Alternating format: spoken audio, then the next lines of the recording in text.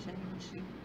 Meu nome é Ana Cristine e professora de Química, e acredito que a Química não é apenas fórmula a ser decorada, que a Química é muito mais do que isso, é uma ciência que pode ser perfeitamente visualizada. E a minha proposta para esse vídeo é trabalhar alguns conceitos de eletrólise a partir de um experimento sobre eletrólise aquosa do sulfato de sódio.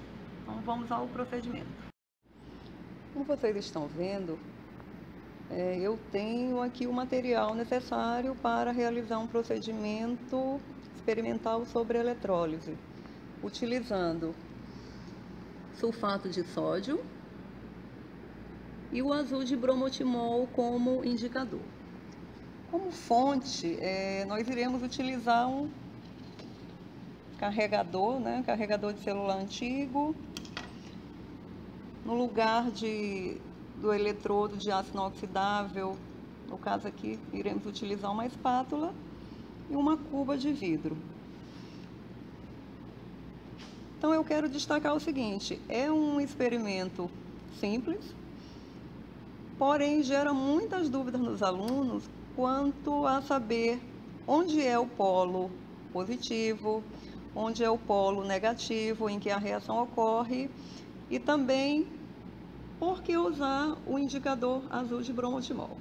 Então vamos já entender como é que a coisa acontece. Então aqui vou colocar uma certa quantidade de sulfato de sódio. Então, lembrando o seguinte: primeiramente eu tenho que lembrar do conceito de indicador, que nada mais é do que uma substância que, como o próprio nome indica, ele vai indicar se o meio é ácido ou base.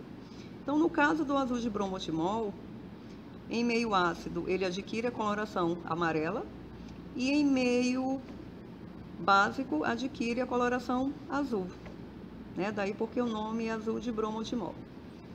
Se vocês observarem, esse indicador é alaranjado, então os alunos já começam a se espantar por aí. Por que azul de bromotimol, já que a coloração é alaranjada? E por que utilizar o sulfato de sódio? Por se tratar de um sal neutro. Então, o indicador azul de bromotimol, em presença do sulfato de sódio, ele vai adquirir a tonalidade esverdeada, como veremos na sequência.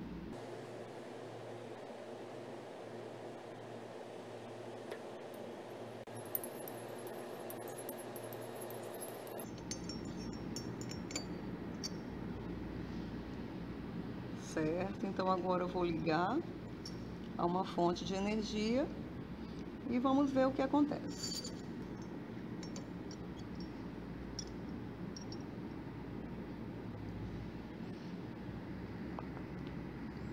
O que a gente começa a observar? Que de um lado começa a ficar amarelo e do outro percebam que a cor vai se tornando azulada. Então vem a pergunta: qual é o polo positivo? Qual é o polo negativo? Deste lado aqui, o que eu percebo?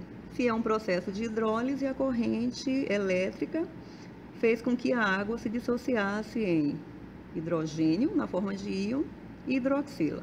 E no caso do sulfato de sódio, eu tenho íons sódio e íons sulfato.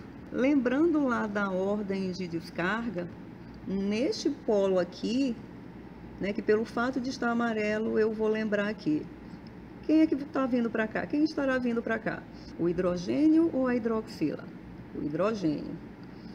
Então, se o hidrogênio na forma de íon migrou para este polo, é porque este polo aqui é o meu polo negativo. Lembrem-se que cargas de sinais opostos se atraem. Então, este polo, por ser meu polo negativo, ele é o meu polo chamado cátodo. Do outro lado, o que é que eu vou perceber? Bem, ficou azul, meio alcalino. De acordo com a ordem de descarga, quem migrou para cá? Hidroxila. Hidroxila, carga negativa. Só pode ter sido atraído por um polo de sinal positivo. Então, deste lado aqui, eu tenho o meu ânodo. E aí, como foi dito no início, qual é a finalidade, então, de utilizar o indicador nesse experimento? Porque a partir do indicador, eu consigo perceber qual é o meu lado, qual é o meu polo positivo e qual é o meu polo negativo, ou seja, eu determino quem é o cátodo e quem é o ânodo da reação. Bem, espero que tenham entendido, e as semi-reações, assim como a reação global, estão descritas logo ao final do vídeo. Um abraço.